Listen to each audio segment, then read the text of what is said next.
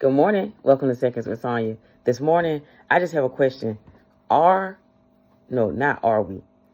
Do we recognize the voice of God when He calls us? You know, He calls us by our names.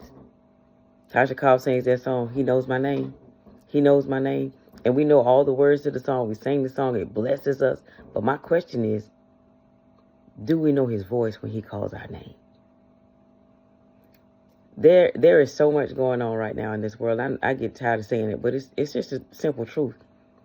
There are things going on in your personal life, your spiritual life, your work life, your church life, just things that are happening in the world around you, things that are going on that happen to other people that are connected to you, that impact you.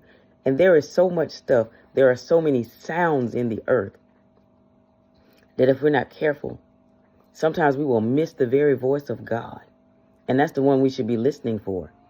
There are times when the circumstances and the situations in which we are in consume us to the point where all we can see is the circumstance and the situation, when we should have our eyes on God. There's a book that says, the title of it is Their Eyes Were Watching God. And that's where we need to get to, a place where our eyes are watching God. We need to get to a place where our ears are attuned to God.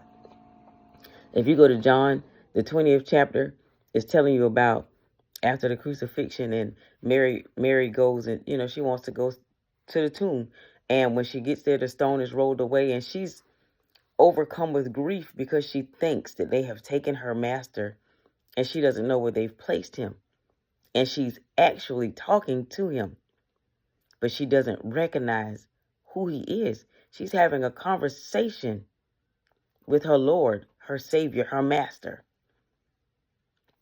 But because of all of the events, her mind has gone to a place where she doesn't remember, because he told them what was going to happen. And she's so consumed, and all she could think about is, they have my Lord and I don't know where they put him. Let me tell you something.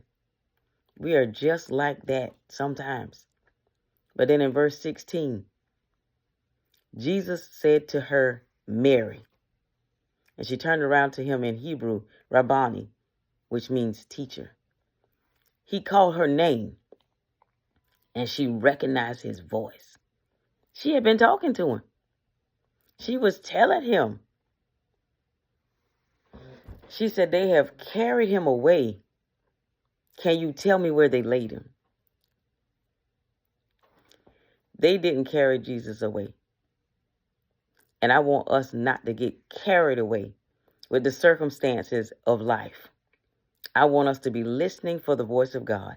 I want us to hear him when he calls our name, so that we'll be able to clear out everything else, because nothing else matters. Listen for him to call your name and be prepared to follow the instructions given, because he is our master, our ruler, our maker, our strength, and our redeemer. He's God, and he's God alone. Listen for him. He knows your name. He calls you by your name. And when you're truly his, he's going to change your name, but you'll know the answer to it. Answer to your name. Listen to the voice of God.